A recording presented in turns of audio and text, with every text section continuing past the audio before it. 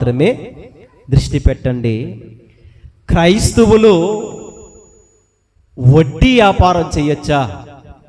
మరొకటి, క్రైస్తవులు వడ్డీకి ధనాన్ని ఇవ్వచ్చా? ఈరోజు మన పాఠం ఇది. ప్రతి రిఫరెన్స్ కూడా బైబిల్లో నుండి మనకి ఆన్సర్ దొరుకుతుంది. వడ్డీ వ్యాపారం ఎవరైతే చేస్తున్నారో, ఎవరైతే ఇస్తున్నారో జాగ్రత్త కలిగి మాటలో వినాలి. వాక్యానుసారంగా మనం ఈరోజు ఒక్కొక్కటి నేర్చుకుందాం. ఫస్ట్ దేవుడు మనల్ని ఒక వృద్ధులోనికి నడిపించిన తర్వాత, గొప్ప ప్రయోజకులుగా మనల్ని దేవుడు మార్చిన తర్వాత, మన మనసంతా ఎవరి మీద నిలుపుకోవాలంటే వాక్యం మీద కదా అనుకుంటున్నాం. దేవుడు ఈరోజు కుటుంబాలుగా ఎంతో మందిని ఐశ్వర్యవంతులుగా, ధనవంతులుగా, గొప్పవారుగా, కోటేశ్వరులుగా ఎంతో మందిని ఈరోజు ప్రజలు ఉన్నారు. అయితే చాలామంది పేదవారు ఉంటారో, దరిద్రులు ఉంటారో, కనీసం ఎవరి తినడానికి కూడా ఆహారము లేని పరిస్థితి ఎంతోమంది నిరుపేదలు ఎంతోమంది ఉన్నారు ఈ ప్రపంచంలో. మరి చాలామంది ప్రజలు లేని స్థితిలో ఉన్నవారు ఎందరో ఉన్నారు కదా. అలాంటి వారికి అవసరాలు ఉంటాయా? ఉండవా? ఉంటాయి. అవసరం ఉంటున్నప్పుడు ఎంతోమంది ధనవంతులుగా ఉంటున్న వారి దగ్గరికి, లేకుంటే కొంచెం ఉన్నత స్థాయిలో ఉన్న వారి దగ్గరికి నేను వెళ్ళి పలానా వారి దగ్గరికి వెళ్ళి అప్పు అడిగితే ఇలా ఖచ్చితంగా ఇస్తారు అని నమ్మకంతో వారి దగ్గరికి వెళతారు. వెళ్ళరా? వెళతారు. ఎందుకని? సహాయాన్ని పొందుకోవాలి, అవసరం బట్టి. మరి అలా ఉంటున్నప్పుడు ఈరోజు మనం ఎవరైనా మనల్ని అప్పు అడిగితే ఇవ్వాలా ఇవ్వకూడదా? చెప్పండి. ఇవ్వాలి. ఎందుకు ఇవ్వాలంటే బైబిల్ గ్రంథంలోనే మనకు ఆన్సర్ దొరుకుతుంది. వెళ్దాం ఒకసారి వెళ్దాం. ద్వితీయోపదేశ కాండం 28వ అధ్యాయం, ద్వితీయోపదేశ కాండము 25వ అధ్యాయం 12వ వచనం.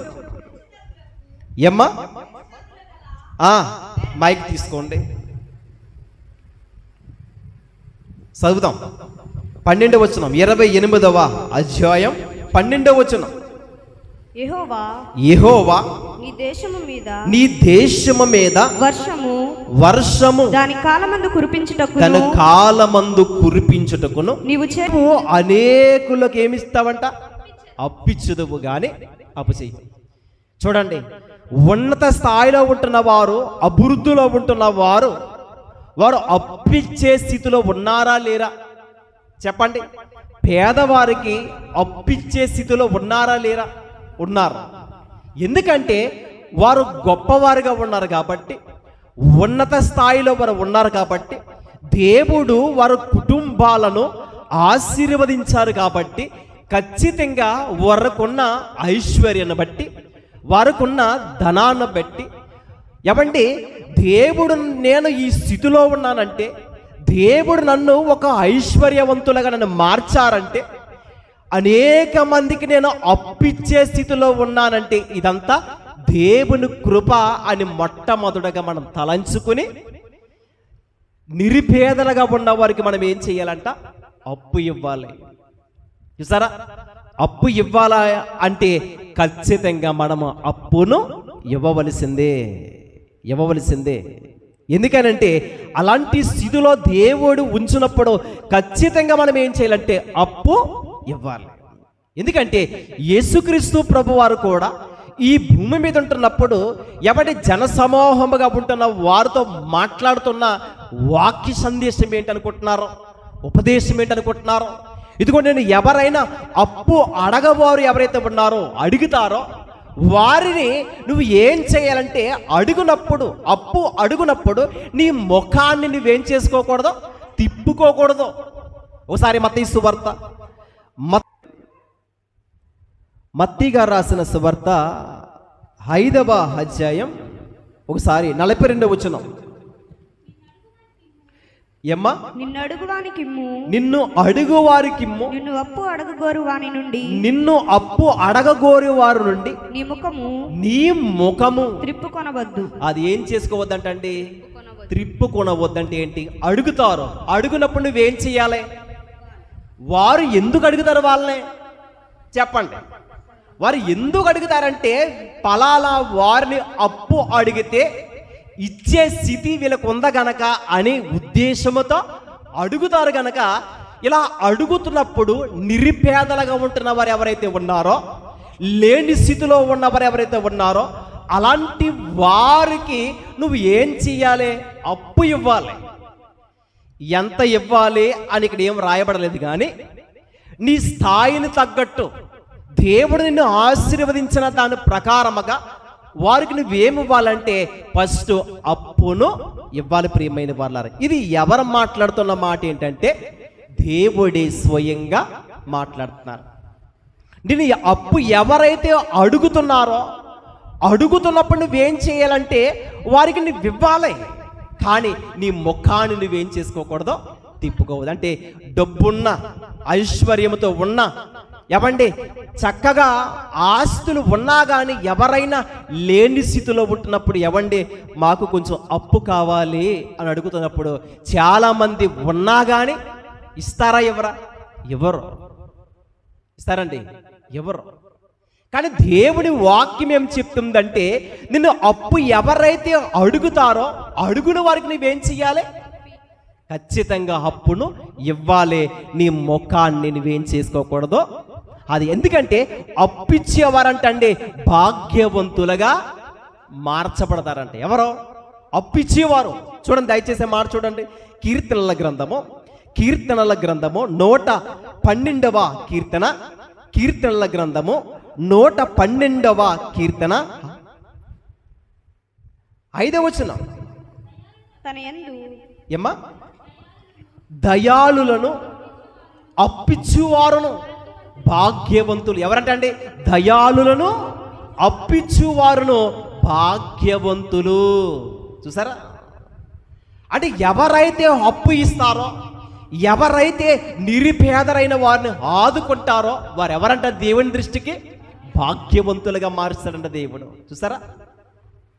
భాగ్యవంతులుగా ఎందుకు మారుస్తారంటే లేని స్థితిలో ఉంటున్న వారిని ఖచ్చితంగా ధనవంతులుగా ఉంటున్న వారు ఖచ్చితంగా వారిని ఏం చెయ్యాలి?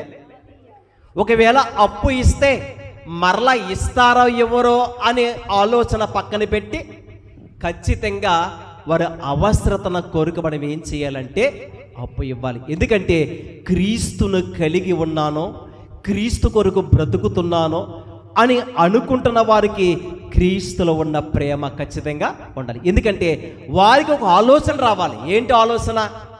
దేవుడు మా కుటుంబాన్ని ఒక ఐశ్వర్యవంతులుగా ఆశీర్వదించారంటే, మేము ఈ స్థితిలో ఉన్నామంటే, ఎకరాల భూములు కలిగి మేము బ్రతుకుతున్నామంటే కేవలం మా కష్టము లేకుంటే మా తాతలు సంపాదించిన ఆస్తి అని పక్కన పెట్టి దేవుడే మమ్మల్ని ఆశీర్వదించారో ఈరోజు మేము ఈ స్థితిలో ఉన్నామంటే కారణము దేవుడే. అనేకులకు అప్పిచ్చేవారిగా మమ్మల్ని చేశారంటే ఇదంతా మా గొప్పతనము కాదు, కానీ దేవుని గొప్పతనమే. నేను వారికి వలె పేదవారుగా నేను లేని స్థితిలో నేను లేనే, ఉన్నతమైన స్థితిలో నేను ఉన్నానంటే కారణం ఏంటి? దేవుడిచ్చారు. మరి దేవుడిచ్చినప్పుడు ఎవరిని ఆదరించాలి? నిరుపేదలుగా ఉంటున్న వారిని ఖచ్చితంగా ఆదరించాలి. ఆదరించేవారు, అప్పిచ్చేవారంట ఎవలా మారతారంట అండి? భాగ్యవంతులుగా మార్పు చెందుతారు. చూసారా? ఇప్పుడు ఇంతవరకు మనం ఏమన్నాం? ఖచ్చితంగా క్రైస్తవుడు ఏమివ్వాలి? అప్పు ఇవ్వాలి కదా. అప్పు ఇస్తారో, ఇచ్చి దేన్ని వసూలు చేస్తారో అది వడ్డీ వసూలు చేస్తారు. అంటే లాభం లేకుండా ఏ మనుష్యుడు కూడా, లాభం లేక ఎవడిస్తారండి మీకు అనుకుంటున్నావా? క్రైస్తవుడు అయితే నీవు ఇవ్వాలి. ఇవ్వకపోతే ఏమండి, ఇదిగో క్రైస్తవుడు అయితే ఇదిగో వడ్డీ లేకుండా నువ్వేం చెయ్యాలి? ఇవ్వాలి. వడ్డీ ఏ విషయంలో కూడా నీవు తీసుకోకూడదు. ఎందుకు తీసుకోకూడదనే వాక్యాన్ని ఒక్కొక్క విషయాన్ని మనం నేర్చుకుని వెళుతుంటే ప్రియమైన వారలారా, ఇదిగో ఒకవేళ వాడు శత్రువైనా సరే ఇదిగో వడ్డీకి నువ్వేం చేయకూడదు, తీసుకోకూడదు. తెలుసా? ఓసారి వింటాం. ఇదే లూకాసు వార్త. ఓసారి చూద్దాం. లూకాసు వార్త 6వ అధ్యాయం. లూకాసు వార్త 6వ అధ్యాయం 35వ వచనం. మీరైతే ఎట్టివారిని గూర్చి అయినను నిరాశ చేసి కొనక మీ శత్రువులను ప్రేమించుడి, మేలు చేయుడి, అప్పు ఇవ్వుడి, అప్పుడు మీ ఫలము గొప్పదై ఉండును. చూడండి ఏంటంటే, మీరు అప్పు ఇవ్వండి, ఇస్తే మీ ఫలం ఏమవుతుంది? గొప్పదై ఉంటుందంట. చూస్తారా? అంటే ఖచ్చితంగా అప్పు ఏం చేయాలంటే, ఎవరైతే అడుగుతున్నారో వారికి అప్పు ఇవ్వాలి. ఇవ్వడం బట్టి ఏం కలుగుతుందని వాక్యం సెలవిస్తుంది? మీ ఫలము ఫలిస్తుంది. అంటే మీ ఫలము గొప్పది. మీ ఫలం ఏమవుతుందంటే అది గొప్పదది. అందుకే బీదలన్న వారు ఎవరైతే ఉన్నారో అలాంటి వారిని ఖచ్చితంగా ఆదరించాలి. బీదలుగా ఉంటున్న వారు ఎవరైతే ఉన్నారో వాళ్ళందరినీ కూడా ఖచ్చితంగా నువ్వేం చేయాలంటే ఆదరించే స్థితిలో, లేని స్థితిలో ఉంటున్న వారందరికీ నువ్వేం చేయాలి? అప్పు నువ్వు ఖచ్చితంగా ఇవ్వాలి.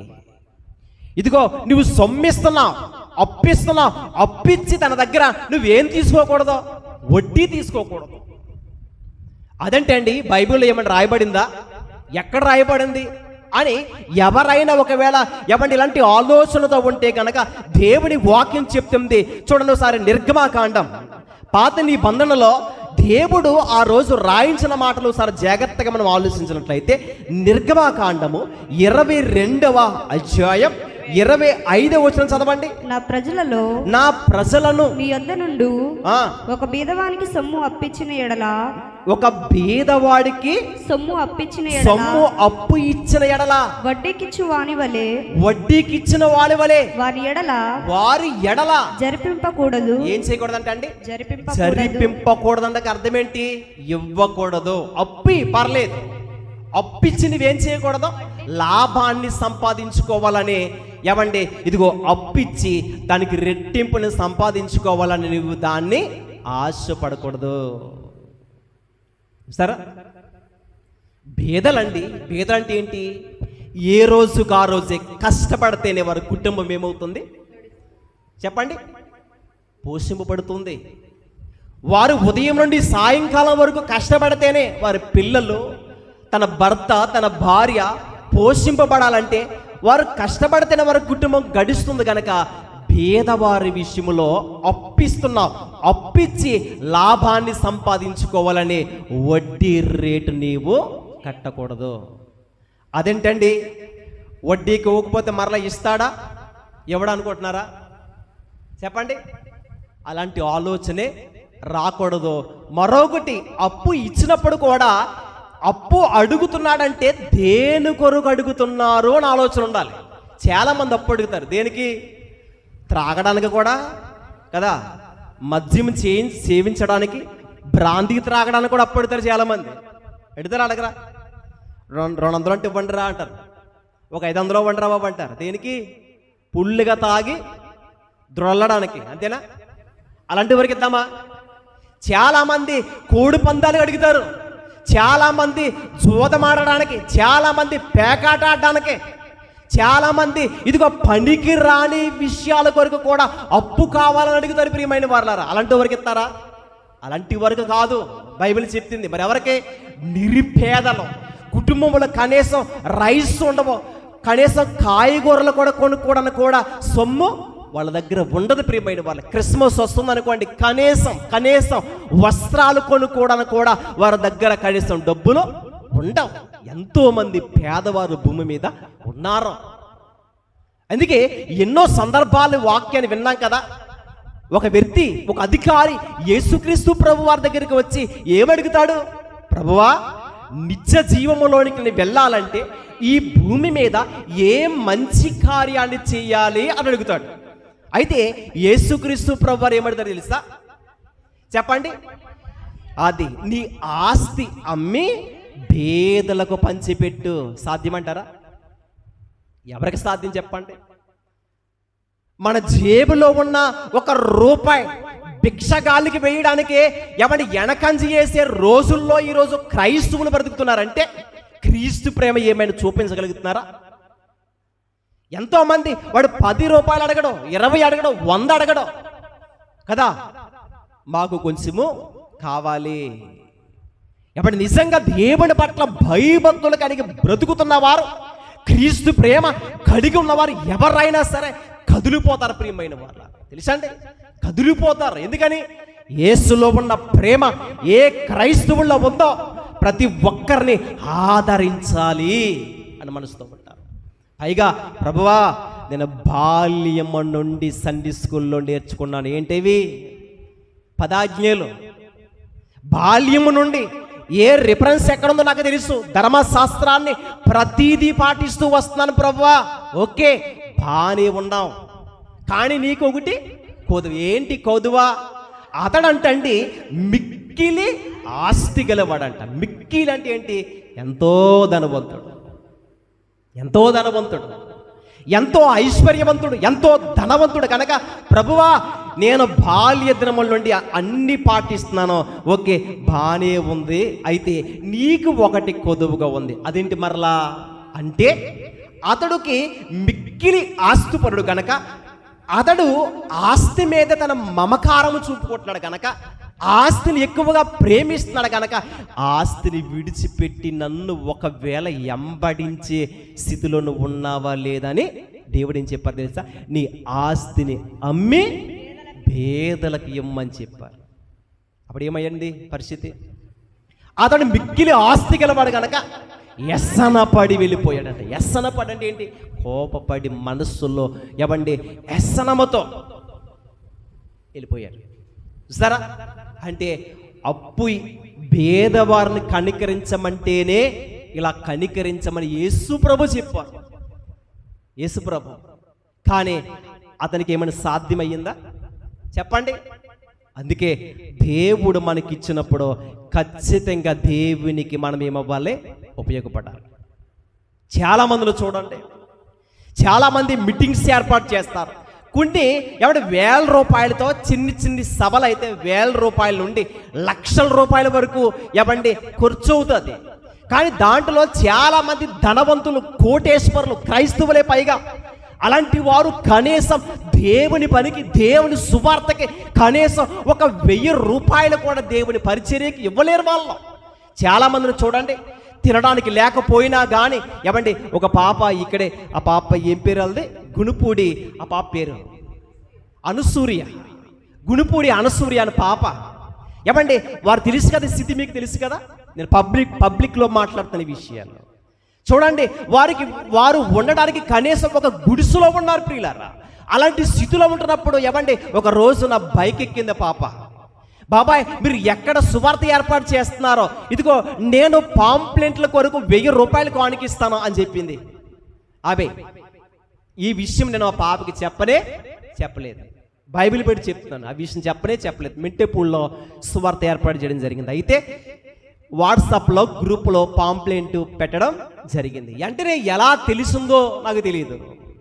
తెల్లవారితే అంటే 2 రోజులు సమయం ఉంది సువార్త సభకి. వెంటనే ఆమె వచ్చింది, బాబాయ్ ఒకసారి రండి అని. ఏంటంటే ఈ ఉంచండి బాబాయ్ అని దేవుని పని కొరకు కొరిచి పెట్టానని ఇచ్చింది. చూసారా ఎవరు అనుకుంటున్నారో? కనీసం ఏ రోజుకు ఆ రోజే కష్టపడితేనే వారు కుటుంబం గడుపుతుంది. చూసారా నిరుపేదలు అన్నవారు. ఇలాంటి వారి చేత దేవుని సువార్త జరుగుతుందంటే నమ్ముతారు మీరు? ధనం ఉంది, డబ్బు ఉంది, ఎవరికి ఉపయోగపడుతున్నారు ఈరోజు ప్రజల్లో? కనీసం బ్రతికి ఉన్న దినాలలో కూడా నన్నంటూ నాకంటూ దేవుడి స్థితి ఇచ్చాడే, దేవుని పనికి ఎంతైనా ఖర్చు పెట్టాలి, మరణిస్తే ఆస్తి విడిచిపెట్టి వెళ్ళిపోవాలి అనే ఆలోచనతో ఎవరైనా ఉన్నారా? నిరుపేదలండి దేవుడి పని చేసేవారు. తెలుసా త్యాగముతో సువార్త పనిలో ఎంతో మంది బిడ్డలు ఉన్నారు. ఎందుకు నేను చెప్తానంటే సందర్భం వచ్చింది కాబట్టి ఈ విషయాలు నేను మాట్లాడుతున్నాను. అందుకే ఏమండి, దేవుని పని అనగా, దేవుని సువార్త అనగా ఇప్పుడు కొర్చి పెట్టకపోతే ఎప్పుడు కొర్చి పెడతాం? ఎప్పుడు? చూసారా, ఇక్కడి దాకా మనం బాగా వచ్చాం. ఎక్కడున్నాం?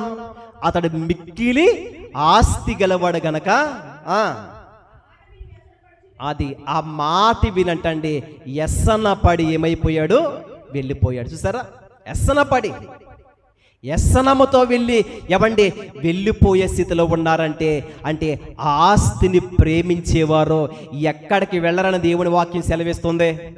ఏమ్మా, పరలోకానికి వెళ్ళే అవకాశాల వారికి ఏ విషయంలో కూడా లేవు అని ఖచ్చితంగా మనం ఆలోచించాలి.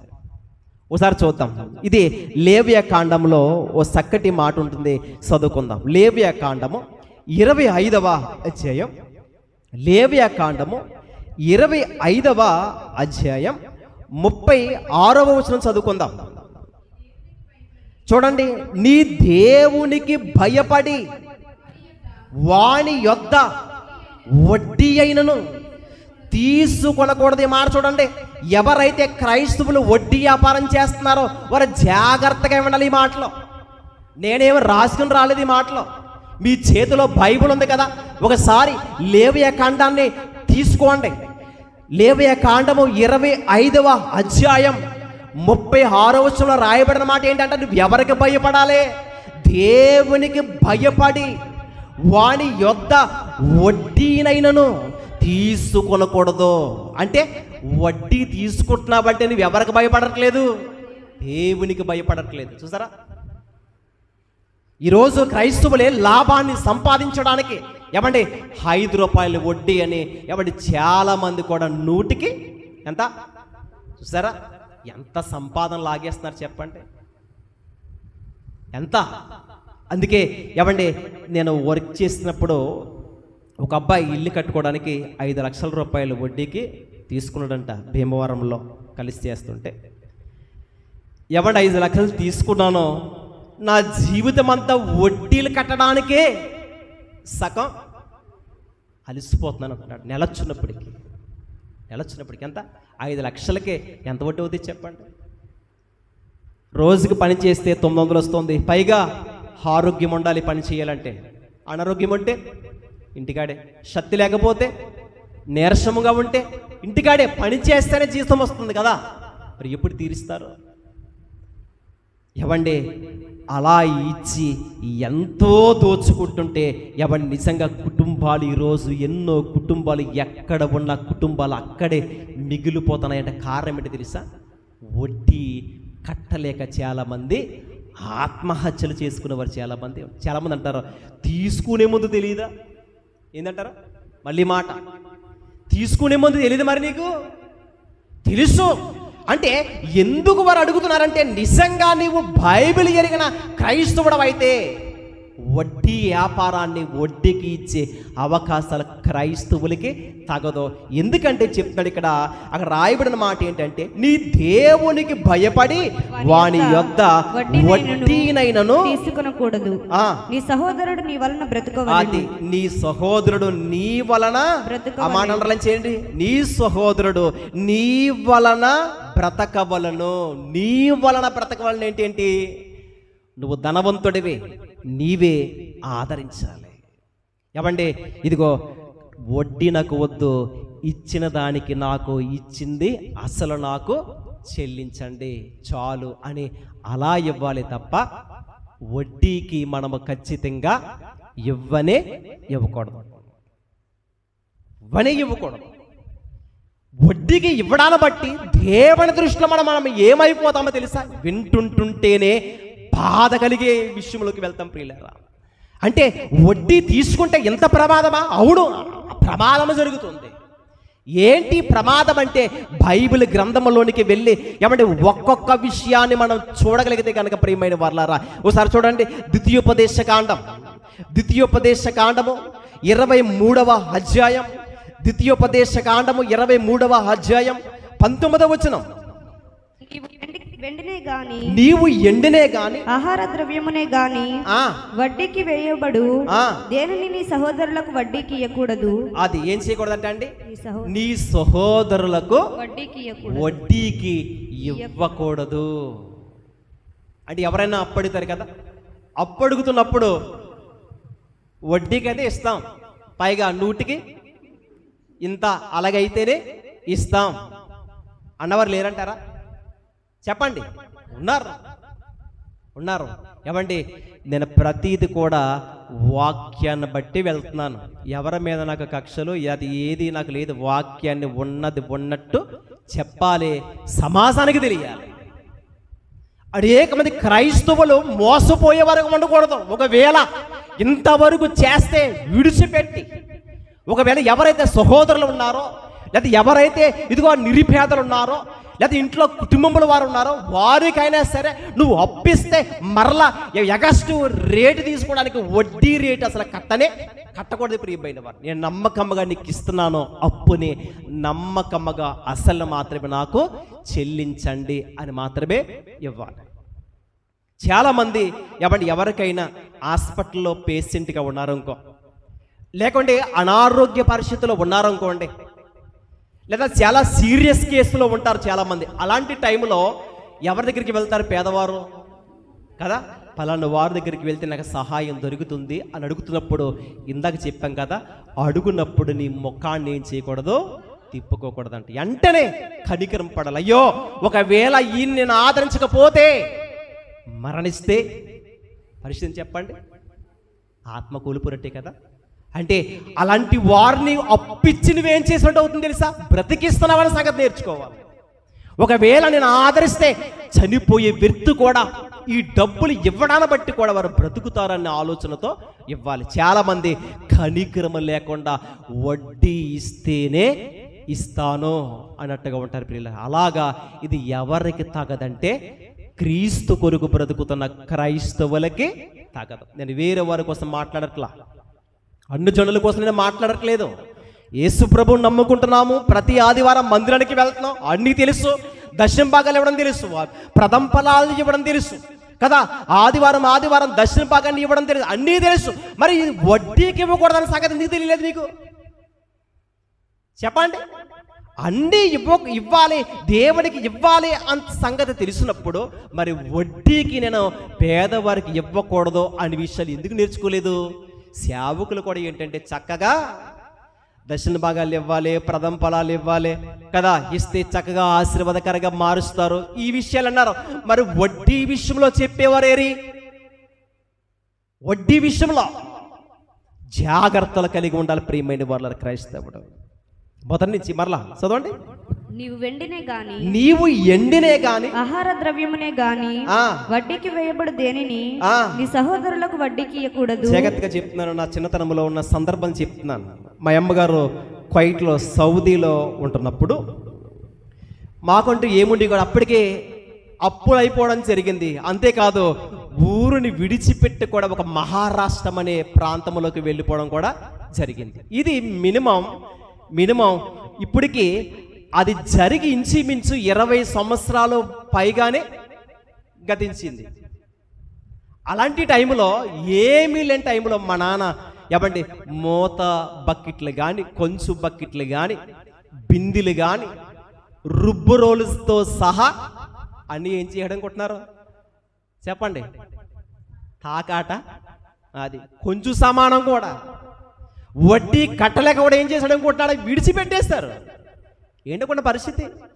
ఎందుకంటే సందర్భం వచ్చింది కాబట్టి ఆ విషయాలు ఇప్పుడు మాట్లాడుతున్నాం. చూసారా? అంటే ఇక్కడ రాయబడిన మాట చూడండి, ఏంటంటే నీవు ఎండినే గాని అంటే ఎండిని ఇచ్చినప్పుడు నువ్వేం చెయ్యాలి? దానికి ఏం కట్టకూడదు? అది వడ్డీకి ఇవ్వకూడదు. చూసారా? అంటే దీన్ని పచ్చి భాషలో తాకాట అంటారు కదా. వడ్డీని ఒకటే, మరొకటి అది.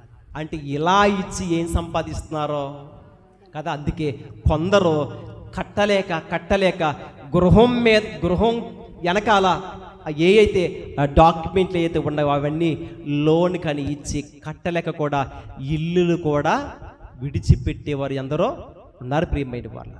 తెలుసా? ఎందరో. అంటే ఇలాగా వడ్డీ వల్ల ఎంత ప్రమాదం ఉంటుందో అనంత జ్ఞాని దేవుడు గనక, దేవునికి తెలిసి గనక అలా ఇస్తే నా పిల్లలందరూ కూడా పాడైపోయే అవకాశం ఉంటుంది కనుక అందుకే ఏ మనుష్యుడు కూడా అప్పు ఇచ్చిన తర్వాత మరలా దానికి రెట్టింపు వడ్డీ అన్నదే తీసుకోకూడదు అని దేవుడి యొక్క ఆలోచన. అంతేకాదు నెహెమ్యా గారి కాలంలో కూడా ఎంతోమంది అధికారులు, ఎంతోమంది అధిపతులు, ఎంతోమంది కూడా ఇదిగో వడ్డీ విషయంలో ఆ సొమ్ముడు వసూలు చేసే విషయంలో ఉంటుంటేనంట వారిని గద్దించాడంట. ఎవరు తెలుసా? నెహెమ్యా గారు గద్దించినట్లుగా వాక్యం ఇక్కడ సెలవిస్తుందంటే ప్రజలకి మీరు ఏం చేయకూడదు, అలా ఇవ్వకూడదు అనే సందర్భాన్ని ఒకసారి చూడండి. ఒకసారి చూద్దాం. నెహెమ్యా గ్రంథము 5వ అధ్యాయం, నెహెమ్యా గ్రంథము 5వ అధ్యాయం 7వ వచనం. అంతట నాలో నేనే యోచన చేసి ప్రధానులను అధికారులను గద్దించి, చూడండి, ప్రధానులను అధికారులను గద్దించి మీరు మీ సహోదరుల యొద్ద వడ్డీ పుచ్చుకొంచున్నారని చెప్పి వారిని ఆటంకపరచుటకై మహాసమాజమును సమకూర్చి అన్యులకు అమ్మబడిన మా సహోదరులైన యూదులను మా శక్తి కొలది మేము విడిపించితిమి. చాలండి, ఒకసారి చూడండి. అంతట నాలో నేనే ఎవరైనా? నెహెమ్యా గారు యోచన చేసి ప్రధానులను అధికారులను గద్దించి, ఎవరినటండి? ప్రధానులను అధికారులను గద్దించి మీరు మీ సహోదరుల యొద్ద వడ్డీ పుచ్చుకొనుచున్నారని చెప్పి. మీ సహోదరుల ఎదుట మీరు ఏం తీసుకుంటున్నారంటున్నారు? అక్కడ వడ్డీ తీసుకుంటున్నారని వారిని ఏం చేశాడప్పుడు? అది వారిని ఆటంకపరచటకై మహాసమాజమును సమకూర్చి. చూసారా? అంటే అనేక మందిని ఏం చేశాడు ఆయన? సమకూర్చాడు. అక్కడ అంటే తీసుకోకూడదు అని చాలా విషయాలు ఇక్కడ రాయబడ్డది. మీరు నోట్స్లో రాసుకోండి, రిఫరెన్స్ చెప్తున్నాను, రాసుకోండి. మీరు 7వ వచనం కానుండి మీరు 12వ వచనం వరకు మీరు చదువుకుంటే బాగా అర్థమవుతుంది. అక్కడ చాలా విషయాలు ఉన్నాయి. ఎందుకంటే అన్ని విషయాలు ఇప్పుడు వివరించడానికి మనకు టైం సరిపోదు కనుక మీరు చదువుకోండి. ఎక్కడి నుంచి? 5వ అధ్యాయం 7వ వచనం కానుండి అది 12వ వచనం వరకు బాగా రాసుకోండి, చదువుకోండి. ఈ భాగం మీకు ఎవండి చక్కగా వాక్యం హృదయంలో ఉంటే అనేక సందర్భంలో కూడా మనము తెలియపరచవచ్చు. అందుకే బాగా ఆలోచించండి. ఎక్కడున్నా ఇప్పుడు? అంతట నాలో నేనే యోచన చేసి ప్రధానులను అధికారులను గద్దించి. చూసారా? అంటే అలా తీసుకోవడము మంచిది కాదని ఎవండి ఇది ఎప్పుడు అనుకుంటున్నారో పాత నిబంధనలో ఉంటున్న ప్రజలలోనే ఆ రోజు నెహెమ్యా గారు ఏం చేశారు తెలుసా? గద్దించును. ఏం చేశారంటే గద్దించాడంటే ఎంతగా జాగ్రత్త కలిగి మీరు ఉండాలి, ఎంతగా మీరు నిరుపేదలన్న వారిని ఎలా ఆదరించాలి అని దేవుని వాక్యము సెలవిస్తుంది ప్రియమైన వాళ్ళరా. అందుకే ఎవండి దేవుని పట్ల భయభక్తులు కలిగి ఒకవేళ ఉంటే అతడంటండి ఎవండి తన ధనం ఏదైతే ఉందో ధనం దేవుని పట్ల భయభక్తులు గలవాడికి, నిరుపేదలకి నేను వడ్డీకి ఇవ్వకూడదు అనే ఆలోచన కలుగుతుంది. ఇందాక వాక్య పట్టణాన్ని మనం చదువుకున్నాం కదా. కీర్తనల గ్రంథము సార్ చూద్దాం. కీర్తనల గ్రంథము 15వ అధ్యాయం 5వ వచనం. తన ద్రవ్యము వడ్డీకి ఇవ్వడు, నిరపరాధులను చెరుపుటకు లంచము పుచ్చుకునడు. ఆ మాట అండర్లైన్ చేయండి. మరలా తన ద్రవ్యం అంటండి వడ్డీకి ఇవ్వడంట, నిరపరాధులు చెరుపుటకై లంచము పుచ్చుకోడంట. అసలు చూడండి, వడ్డీకి ఇప్పుడు చాలా మంది ఏం సంపాదించుకుంటున్నారో లంచం. నా మాటలా నా బైబిల్లో ఇలా ఉందనుకుంటున్నారు, మీ బైబిల్లో ఎలా ఉంది? అంతేనంటారా? చూసారా? ఎవరు అనుకుంటున్నారా ఆయన? ఒకసారి చూద్దాం. ఎవరో తెలుసా? ఎవండి ఒక దావీదు మహారాజు కీర్తన రాస్తుంది. ఎవరు అనుకుంటున్నారు? దావీదు మహారాజు. కింద ఇక్కడ అవ్వలేదు. నిరపరాధని చెరుపుటకే లంచమ పుచ్చుకునడం ఈ ప్రకారం చేయవడంటండి ఎన్నడను కదిలింపబడడంట. ఎన్నడు కూడా కదిలించబడడం. ఎన్నడో అంటే స్థిరులుగా ప్రభులో నిలబడతాడో. ఎందుకు తెలుసా?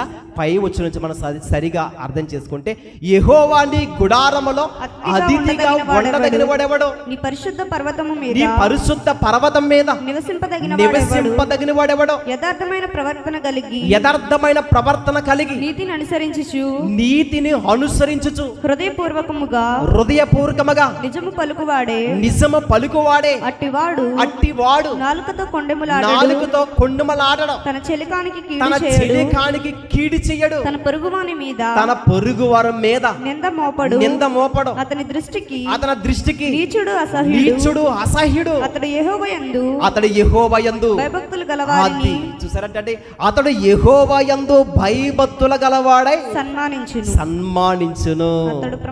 అతడు ప్రమాణము చేయగా నష్టము కలిగినను మాట తప్పడంట.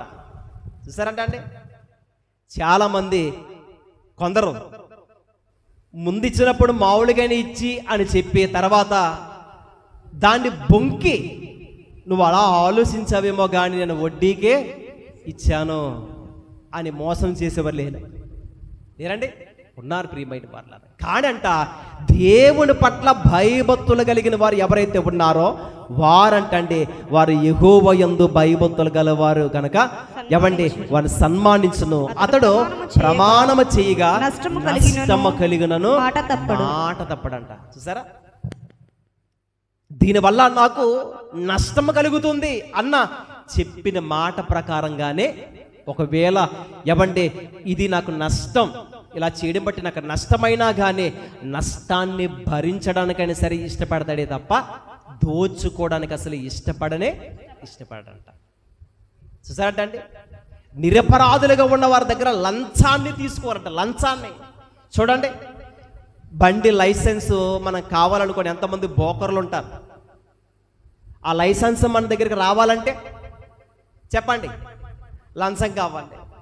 ఇతర దేశానికి తీసుకెళ్తారు కదా ఎవరలో ఏజెంట్లుగా ఉన్నవారు, వారు కాడ కమిషన్ కావాలి. చాలామంది గవర్నమెంట్ ఉద్యోగస్తులు కూడా చాలామంది ఫలానాది ఏదైనా చెయ్యాలంటే లంచం కావాలి. వారు కొంచెం శాలరీ ఉంటుంది, వాళ్ళ కొంచెం నెల పేమెంట్ అంత వరకు వస్తుంది, అయినా కానీ వారు వెనకాల మరలా లంచం ఇవ్వాలి. చూసారా, లంచం ఎక్కడ చూసినా అన్యాయం, ఎక్కడ చూసినా సరే ఏమండి దోపిడీ, దోచుకున్న వారు ఎక్కువ.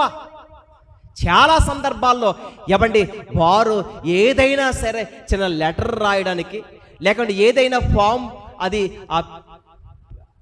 పుల్ చేయడానికి వారి దగ్గర ఏం తీసుకుంటారో చూసారా, లంచం లేనిదే ఏమీ చేరి ప్రియమైన వాళ్ళారా. చూసారా, అంటే వారికి ఏం కావాలనుకుంటారో, ఇదిగో నేను ఒక మంచి ఉద్యోగంలో నేను ఉన్నాను, మంచి స్థాయిలో ఉన్నాను, అయినా వారు పేదవారు కదా, వారి దగ్గర కనీసం ఒక 20, 10, 50, 100 నేనెందుకు తీసుకోవాలి అనుకుంటారా?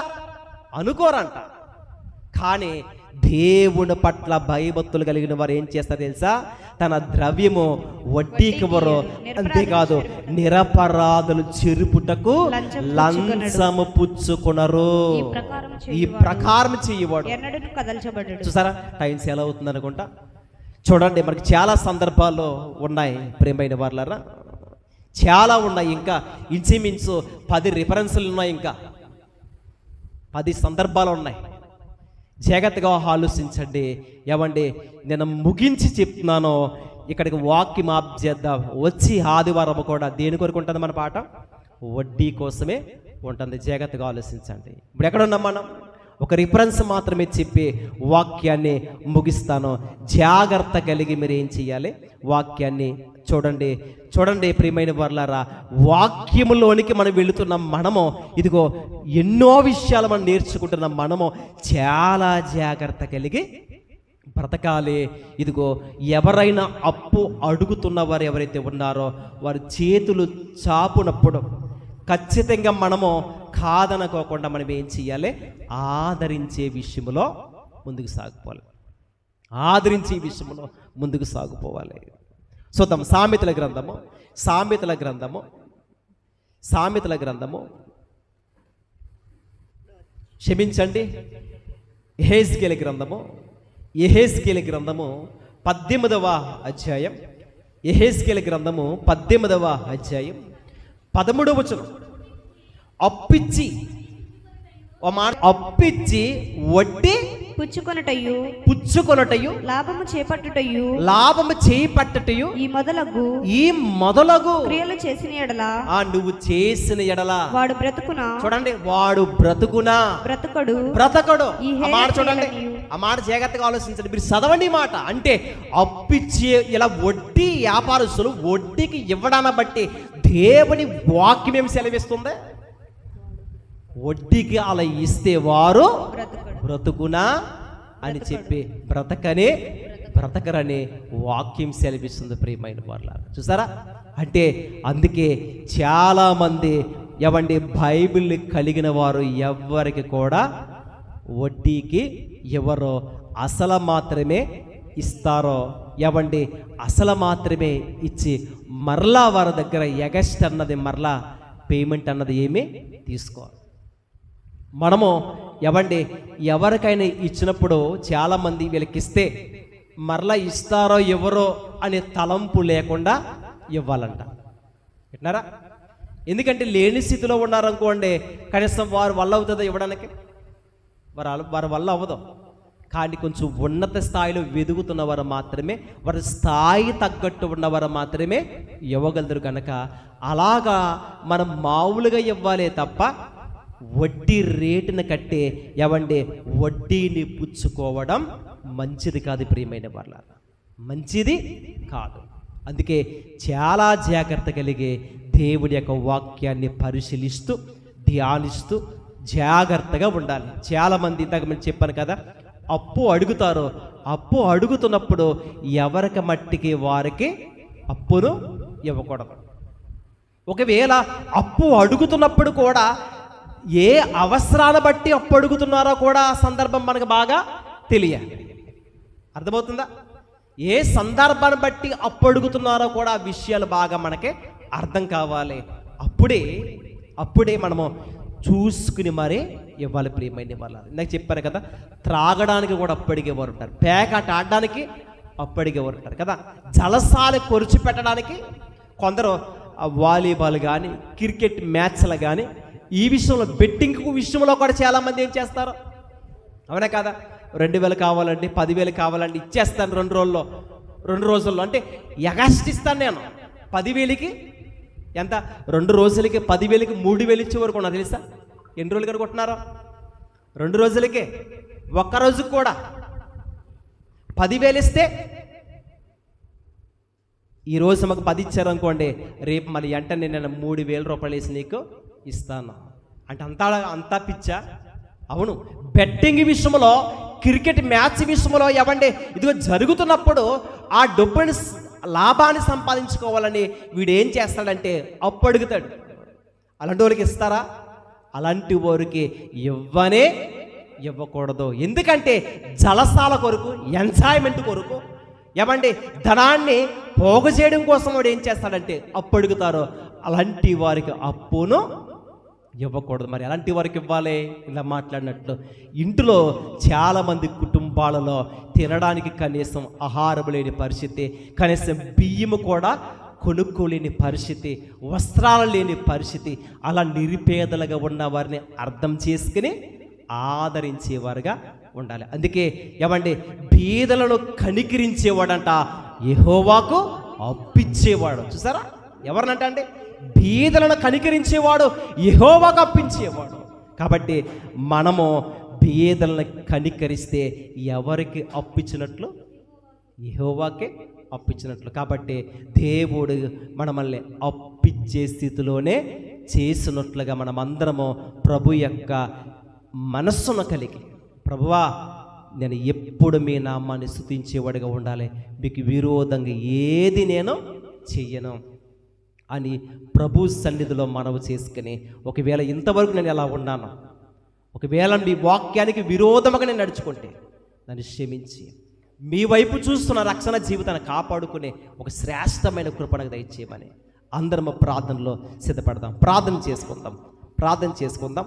వచ్చే ఆదివారం కూడా ఈ వడ్డీకి సంబంధించిన మాటలే ఇంకెన్నో సందర్భాలు ఉన్నాయి, మాట్లాడదాం. ప్రార్థన చెయ్యండి, ప్రార్థన చేసుకుందాం. ప్రతి ఒక్కరు ప్రార్థనలో ఏకీపించండి, ప్రార్థన చేద్దాం.